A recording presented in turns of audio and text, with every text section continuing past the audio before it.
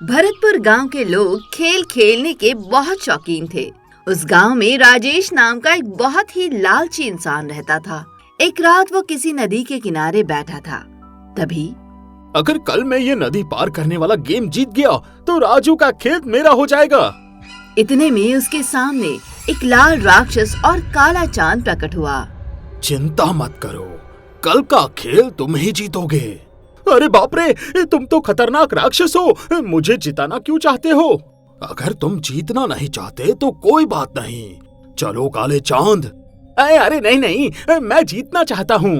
तो ठीक है, मैं तुम्हें शक्तियाँ देता हूँ, कल तुम ही गेम जीतोगे। उस राक्षस ने अपने हाथ आगे बढ़ाए और उसके हाथ से लाल रोशनी निकलकर राजेश के शरीर में प्रवेश कर गई। अगले दिन उसी नदी किनारे पूरा गांव मौजूद था। आज का मुकाबला है राजेश और राजू के बीच। अगर राजू ने राजेश से पहले ये नदी पार कर ली तो राजेश का खेत राजू का हो जाएगा, और अगर राजेश ने जल्दी नदी पार कर ली तो राजू का खेत राजेश का हो जाएगा। मंजूर है तुम दोनों को? हाँ, मंजूर है, ये गेम तो मैं ही जीतूंगा। तो ठीक है, फिर शुरू किया जाए।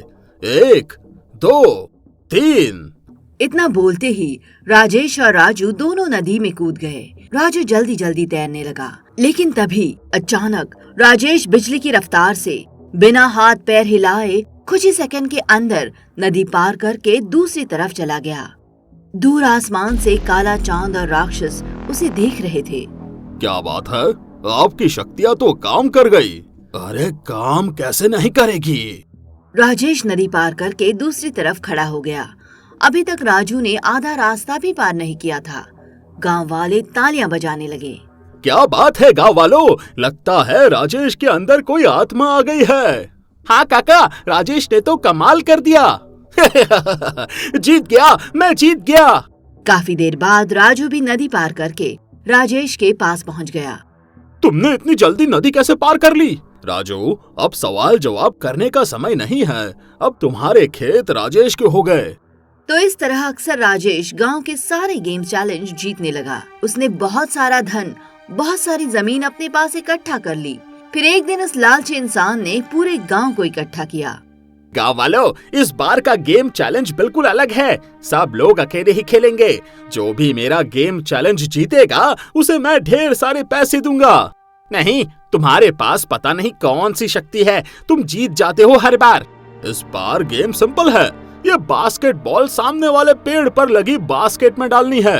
ये तो बहुत बढ़िया गेम चैलेंज लेकर आया है राजेश, पहले मैं ही खेलूंगा। काका ने बास्केटबॉल उठाई और सीधा बास्केट में डाल दी। क्या बात है काका, बहुत बढ़िया निशाना लगाया आपने। ये लो आपके पैसे।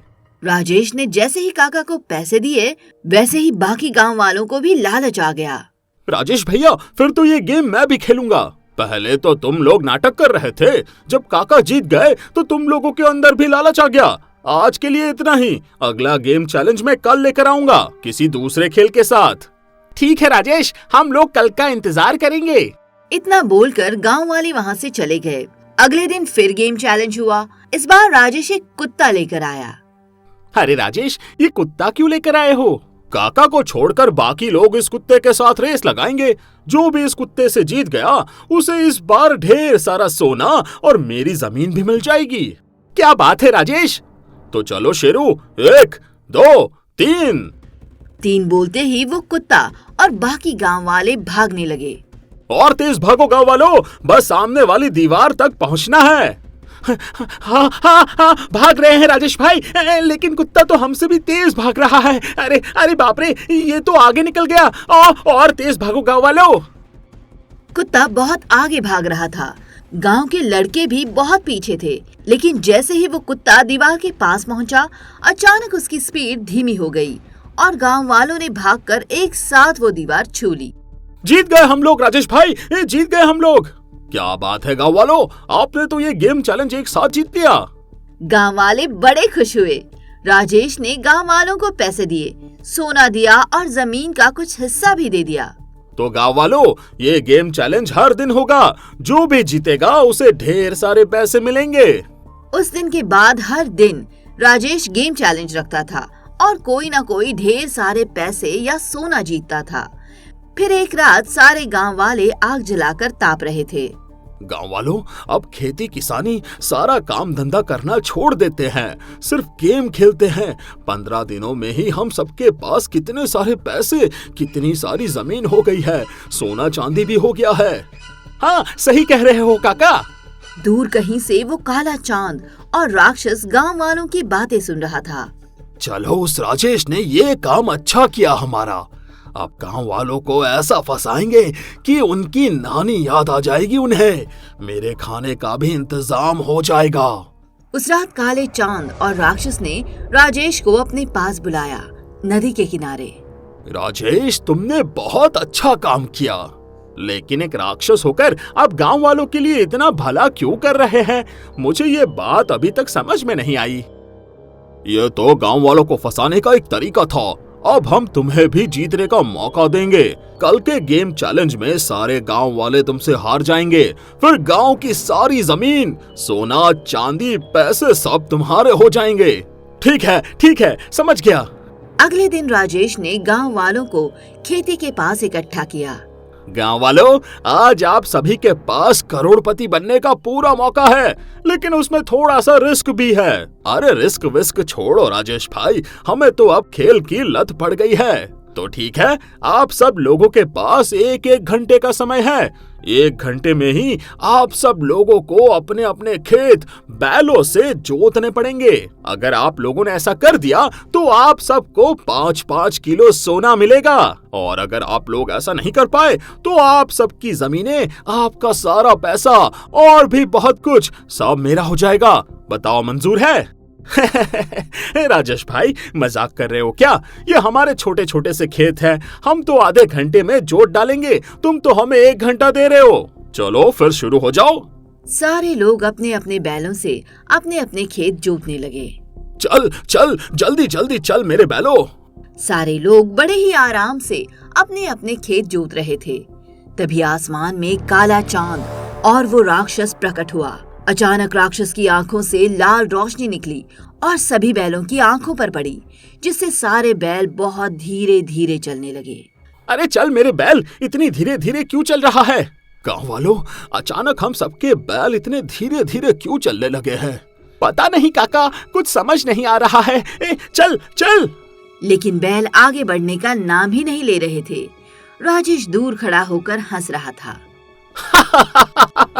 1 घंटे में तो क्या, ऐसे तो शाम तक इनका खेत नहीं जुतेगा। काले चांद, मेरे भोजन का इंतजाम हो गया, चलो यहाँ से। काला चांद और राक्षस वहाँ से चले गए। इधर 1 घंटा बीत गया, लेकिन गांव वाले आधे खेत भी नहीं जुत पाए। राजेश भाई, पता नहीं क्या हो गया, हमारे बैल चल ही नहीं रहे थे। अरे कोई बात नहीं, कल फिर से गेम चैलेंज होगा, उसमें वापस जीत लेना तुम लोग। अभी तुम लोग अपनी सारी जमीनें, गहने, पैसे सब कुछ मुझे दे दो। तो इस तरह गांव वालों ने अपना सब कुछ राजेश को सौंप दिया और खुद सड़क पर आ गए। सब बेचारे मंदिर के बाहर गणेश जी से प्रार्थना करने लगे। हे भगवान, खेल खेल के चक्कर में हमारा सब कुछ लुट गया, पता नहीं आगे हमारा क्या होगा। काका, एक बात और समझ में नहीं आ रही है, घर के साथ साथ हम सबके परिवार वाले अचानक कहाँ चले गए हैं? मेरी पत्नी, मेरे माँ बाप कहीं दिखाई नहीं दे रहे हैं, और सिर्फ तुम्हारे ही नहीं, हम सबके परिवार गायब है। मोहन, हे भगवान, हमारी मदद कर। गांव वाले भगवान के सामने प्रार्थना करते रहे, लेकिन गणेश जी ने दर्शन नहीं दिए। अगली सुबह राजेश ने फिर से गांव वालों को इकट्ठा किया। गांव वालों, आज फिर से गेम चैलेंज होगा। गांव वाले गेम की तैयारी करने लगे। तभी वहाँ एक बूढ़ा आदमी आया, जो उन सबको गौर से देखने लगा। ये आदमी मुझे बहुत लालची लग रहा है। अरे एक मिनट, तुम्हारे गेम चैलेंज के बारे में मैंने बहुत सुना है, मैं तुम्हारे साथ गेम चैलेंज खेलना चाहता हूँ। अचानक राजेश और बाकी गांव वाले उस बूढ़े आदमी की तरफ देखने लगे। तुम कौन हो? मैं सिर्फ तुम्हारे साथ गेम चैलेंज खेलना चाहता हूँ। अगर तुमने मुझे हरा दिया तो मैं तुम्हें 1 किलो सोना दूंगा, और अगर मैंने तुम्हें हरा दिया तो तुम मुझे 1 किलो सोना दोगे। देखने में तो बिल्कुल भिखारी लग रहे हो, तुम कहाँ से मुझे 1 किलो सोना दोगे? गांव वालों, लगता है तुम्हारा ये आदमी डर गया है मुझसे। मैं किसी से नहीं डरता। मैं तैयार हूँ तेरे साथ गेम खेलने के लिए। हम दोनों के बीच कबड्डी होगी। तो अब राजेश और उस बूढ़े आदमी के बीच कबड्डी होने लगी। उस बूढ़े आदमी ने राजेश को उठा कर पटका और हरा दिया। गांव वाले हैरान हो गए और तालियां भी बजाने लगे। क्या बात है? राजेश तिलमिला उठा। इस बूढ़े आदमी ने मुझे कबड्डी में हरा दिया। ये लो, अपना 1 किलो सोना पकड़ो। बूढ़ा इंसान वहाँ से जाने लगा। तभी राजेश ने उसे रोक लिया। रुक जाओ, ऐसे मैं तुम्हें नहीं जाने दूंगा। तुम्हें हरा कर ही भेजूंगा। एक बार फिर से हो जाए कबड्डी। ठीक है, हो जाए। इस बार उस बूढ़े आदमी ने पहली बार में ही राजेश को उठाकर पटक दिया और उसे उठने का मौका भी नहीं दिया। क्या बात है? इस बार तो पहले से भी भयंकर पटकनी दे दी चाचा आपने। और गेम चैलेंज करना है मेरे साथ। इस बुढ़े को बाद में बताता हूँ। ये ले अपने पैसे। तो धीरे धीरे अंधेरा होने लगा। वो बूढ़ा आदमी सारे पैसे और सोना अपने बैग में रखकर वहाँ से चला गया और किसी बरगद के पेड़ के नीचे सो गया। करीब आधी रात को राजेश चुपके से उसके पास आया। चुपके से इसका सारा सोना और पैसा चुरा कर भाग जाता हूँ। राजेश ने उस बूढ़े आदमी का थैला उठाया और वहाँ से भाग गया। अगली सुबह गांव वाले आपस में बातें करने लगे। गांव वालों, वो बूढ़ा आदमी तो बहुत दमदार निकला, लेकिन वो आखिर चला कहाँ गया? तभी वहाँ पर राजेश पहुँच गया। अरे उस बूढ़े इंसान को छोड़ो, चलो फिर से गेम चैलेंज करते हैं। पहले ये बताओ, हम सबके परिवार वाले कहाँ गायब हो गए हैं? देखो, तुम लोग सिर्फ अपना पैसा, धन दौलत हारे हो, वो सब मेरे पास है, पर तुम सबका परिवार कहाँ चला गया, इस बात से तो मैं भी हैरान हूँ। चलो गेम चैलेंज शुरू करते हैं। इतने में वहाँ पर वही बूढ़ा आदमी आ गया। रुक जाओ, गांव वालों के साथ बाद में खेलना, पहले मेरे साथ खेल। इस बार अगर तुम जीत गए तो मैं तुम्हें कल से 2 गुना धन दूंगा। ये कैसे हो सकता है? इसका सारा पैसा पोटली सहित मैंने कल चुरा लिया था, फिर इसके पास इतना पैसा आया कहाँ से? इस बार मैं तुम्हें जीतने का पूरा मौका दे रहा हूँ। वो सामने 2 पेड़ देख रहे हो? इन दोनों पेड़ों में मैं एक रस्सी बांधूंगा। उस रस्सी पर मैं बिना किसी सहारे पैदल चलकर दूसरे पेड़ के पास जाऊंगा और तुम जमीन पर चलोगे। जो पहले पहुंच गया वही जीतेगा। तैयार हो इस नए एडवेंचर के लिए? अरे चाचा, काहे इस उम्र में अपनी हड्डियां तुड़वाना चाहते हो? तुम हार जाओगे। हार जीत का फैसला खेल खत्म होने के बाद होगा। गांव वालों, जल्दी से रस्सी बांध दो। राजू ने रस्सी बांध दी। अब वो बूढ़ा आदमी रस्सी पर चलने लगा।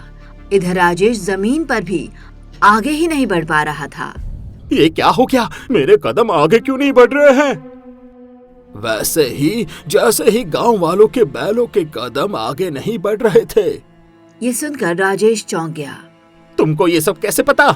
अरे आगे बढ़ो जल्दी, वरना हार जाओगे। लेकिन राजेश एक कदम भी आगे नहीं बढ़ पा रहा था। वो बूढ़ा आदमी अगले ही पल उस रस्सी पर चलकर दूसरी तरफ पहुंच गया।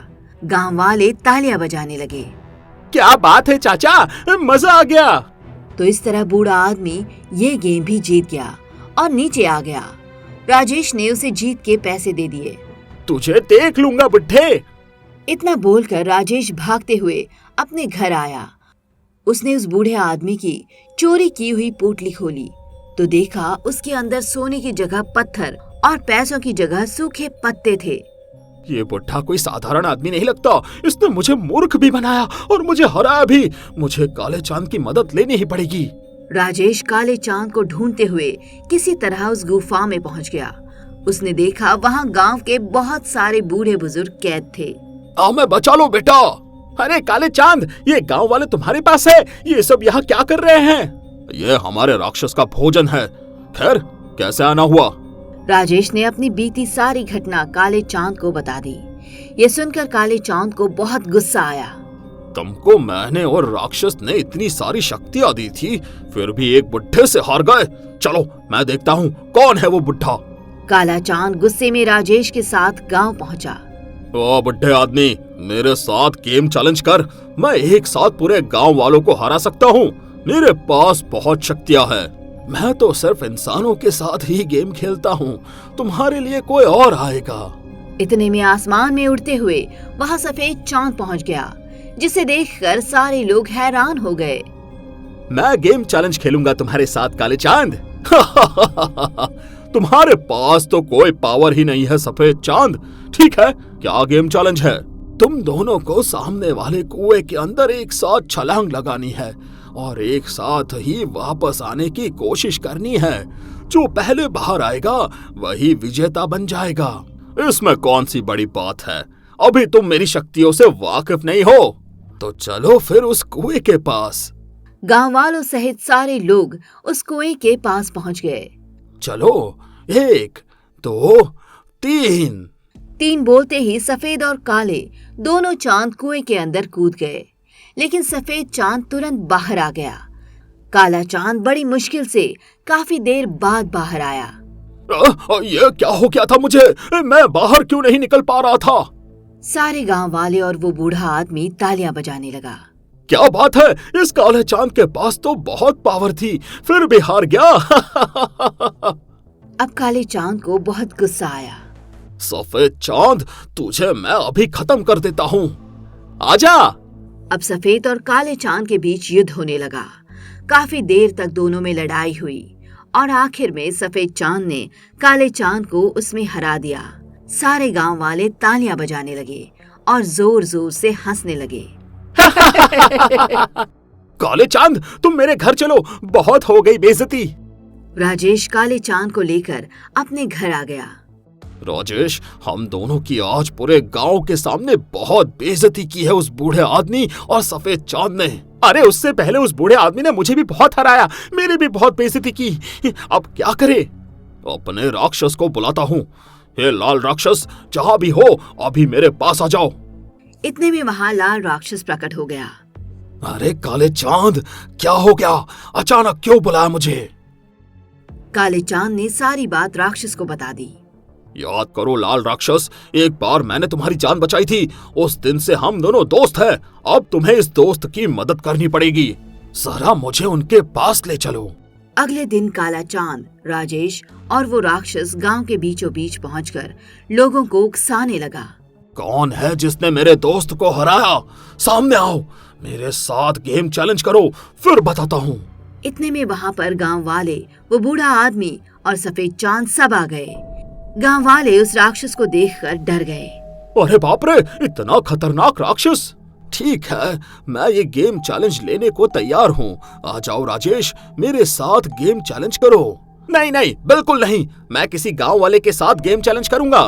ठीक है, तुम राजू के साथ गेम चैलेंज करोगे, काला चांद सफेद चांद के साथ, और मैं इस राक्षस के साथ गेम खेलूंगा। फिर तो तू आज गया बेटे। तभी उस बूढ़े आदमी ने राजू को पानी पिलाया और उन सब को लेकर नदी किनारे पहुंच गया। चाचा, मैं पहले भी राजेश से हार चुका हूँ, इसके पास पता नहीं कहाँ से शक्ति आ गई है। मैं फिर से हार जाऊंगा। नहीं हारोगे। ठीक है चाचा, आप कह रहे हैं तो मान लेता हूँ। फिर से वही गेम चैलेंज होगा। राजेश और राजू, तुम दोनों में से जो भी पहले नदी पार करके वापस आ जाएगा वो जीतेगा। अरे उस गेम का तो मैं एक्सपर्ट हूँ। राजू और राजेश एक साथ नदी में कूदे, लेकिन इस बार राजू ने बहुत तेज स्पीड से नदी पार की और वापस भी आ गया। राजेश काफी देर बाद आया। ये कैसे हो सकता है? ये सब बाद में सोचना, अब काले और सफेद चांद की बारी है। तुम दोनों को मैं आसमान की तरफ उछालूंगा, जो पहले वापस आ गया वही जीतेगा। ठीक है, मैं तैयार हूँ। उस बूढ़े आदमी ने एक हाथ में सफेद चांद को उठाया, दूसरे हाथ में काले चांद को, फिर आसमान में उछाल गया। सफेद चांद तो आसमान छूकर तुरंत वापस आया, लेकिन काला चांद हवा में ही लटका रहा। अरे मुझे नीचे उतारो, ये कहाँ अटक गया मैं? अरे मैं कैसे उतारूं? कोशिश तो करो, तुम्हारे पास तो बहुत शक्तियां हैं, मैं कोई जादूगर थोड़ी हूँ। इतने में राक्षस ने अपनी शक्तियों से किसी तरह काले चांद को नीचे उतार लिया। उसके बाद, ओ बुड्ढे, अब तेरी और मेरी बारी है, हारने के लिए तैयार हो जा। बहुत नाटक कर लिया तूने। गुस्से में उस लाल चांद ने उस बूढ़े आदमी को जोर से मारा, लेकिन वो बूढ़ा आदमी हंसने लगा। ये क्या हो गया? मुझे इतना दर्द क्यों हो रहा है? अरे मुझे तो किसी ने मारा भी नहीं, पर मुझे भी बहुत तेज दर्द हो रहा है। और मुझे भी बहुत तेज दर्द हो रहा है, बर्दाश्त नहीं हो रहा है। इतने में उस बूढ़े आदमी ने राक्षस को उठाकर नदी के अंदर फेंक दिया, जिसमें बहुत सारे मगरमच्छ थे। सारे गांव वाले तालियां बजाकर जोर जोर से हंसने लगे। इतने में वो राक्षस पानी के अंदर से बहुत बड़ा होकर बाहर निकला। अरे बाप रे, ये राक्षस इतना बड़ा कैसे हो गया? हम सब इसके सामने बच्चे लग रहे हैं। बुड्ढे, तुझे तो मैं अपने पैरों के नीचे मसल दूंगा, बाद में इन गांव वालों को भी। उस राक्षस ने उस बूढ़े आदमी की तरफ अपनी लात उठाई, लेकिन उस बूढ़े आदमी ने बस धीरे से मारा और वो राक्षस धड़ाम से गिरा। सारे लोग फिर से दंग रह गए। ये सब क्या हो रहा है? आखिर कौन है ये बुढ़ा आदमी? तभी वो बूढ़ा आदमी गुस्से में उठा। अब मुझे अपनी शक्तियों का इस्तेमाल करना ही पड़ेगा। अचानक उस राक्षस के हाथों से लाल रोशनी निकली, जो उस बूढ़े आदमी पर पड़ने लगी। अचानक उस बूढ़े आदमी के हाथ में भी जादू से एक जादुई औजार प्रकट हुआ, जिससे टकराकर वो लाल रोशनी वापस राक्षस पे ही पड़ने लगी। एक साधारण आदमी के पास इतनी शक्तियां कहां से आई, तुझे मैं अभी बताता हूँ। अब राक्षस ने उस बूढ़े इंसान को फिर से एक पंच मारा। उस बूढ़े इंसान ने भी उसे पंच मारा। अचानक दोनों के हाथ में जादुई तकिया आ गई। दोनों एक दूसरे को उस तकिया से मारने लगे। तेरी तो ये ले। देखते ही देखते वो बूढ़ा आदमी गणेश जी के रूप में बदल गया, जिन्हें देखते ही सारे लोगों ने अपने हाथ जोड़ लिए। अरे गणपति बाप्पा, आप? इसका मतलब इतने दिनों से आप हमारे साथ थे। तभी सोचूं कोई इनसे जीत क्यों नहीं पा रहा है। अरे बाप रे, अब क्या होगा? अब वही होगा जो मैं चाहूंगा। इस गेम चैलेंज का आखिरी पड़ाव तुम सब अपनी आंखों से देखो। गणेश जी ने उस राक्षस को उठाकर नदी में फेंक दिया। मैं भी आ रहा हूँ मेरे दोस्त। इतना बोलकर काला चांद भी नदी में कूद गया। आजा गणेश, तू भी आजा। डर गया क्या? अभी आया। इतना बोलकर गणेश जी भी अपनी जादुई तकिया लेकर ही नदी में कूद गए। मैं भी आता हूँ गणेश जी। सफेद चांद ने एक लकड़ी उठाई और नदी में कूद गया। ये लो गणेश जी, इससे मारो इस राक्षस को। इतने में उस राक्षस ने सफेद चांद से वो लकड़ी छीन ली। फिर उसने उस लकड़ी का एक सिरा सफेद चांद पर रख दिया और दूसरा सिरा काले चांद पर। फिर वो उसी लकड़ी पर बैठ गया। गणेश जी, आप भी बैठ जाओ। सफेद चांद की तरफ उस लकड़ी पर गणेश जी बैठ गए। इस तकिए से ही मैं तुझे खत्म कर दूंगा राक्षस। अब उस लकड़ी पर बैठे बैठे ही गणेश जी और राक्षस उस तकिए से एक दूसरे को मारने लगे। गणेश जी ने उस तकिए से राक्षस को मारा। राक्षस वहाँ से उड़ गया, पर वापस उसी लकड़ी पर आकर बैठ गया। इस तकिए से मैं नहीं मरने वाला गणेश। सही कहा, तुमको तुम्हारा असली रूप पुकार रहा है। गणेश जी ने अचानक वो तकिया फेंकी और वो लकड़ी तोड़ दी, जिससे वो राक्षस नदी में जा गिरा और देखते ही देखते वो राक्षस एक बहुत ही खतरनाक मगरमच्छ में बदल गया। इसका मतलब ये राक्षस पहले मगरमच्छ था। सारी शक्तियाँ खत्म होने के बाद ये फिर से मगरमच्छ बन गया। हाँ काले चांद। इतने में वो मगरमच्छ यानी राक्षस काले चांद को खा गया। सफेद चांद तुरंत बाहर आ गया। ये सब देखकर राजेश की बोलती बंद हो गई। गणेश जी, इसको क्या हो गया? ये तो गूंगा हो गया। अचानक राजेश गिर गया और लंगड़ते लंगड़ते चलने लगा। इसने खेल खेल में पूरे गांव को लूटा, सबको मूर्ख बनाया। इसका यही हाल होना चाहिए था। और गांव वालों, आज के बाद लालच के चक्कर में कभी जुआ मत खेलना। इतना बोलकर गणेश जी ने अपनी आंखें बंद कर दी और जितने भी लोग काले चांद की गुफा में कैद थे वो वापस आ गए। अरे, जितने भी लोग गायब हुए थे, देखो वापस आ गए हैं। गणेश जी, आपने हम सबको बचा लिया, वरना हम तो लालच के चक्कर में बुरी तरह फंस गए थे। आज के बाद हम फिर से मेहनत मजदूरी करके कमाएंगे। गणपति बाप्पा मोरया। गणेश जी खुशी खुशी वहाँ से चले गए। उस दिन के बाद राजेश अपाहिज होकर पूरे गांव में भीख मांगने लगा। इधर गांव वाले खुशी खुशी अपने खेतों में काम करने लगे और अपने परिवार के साथ रहने लगे।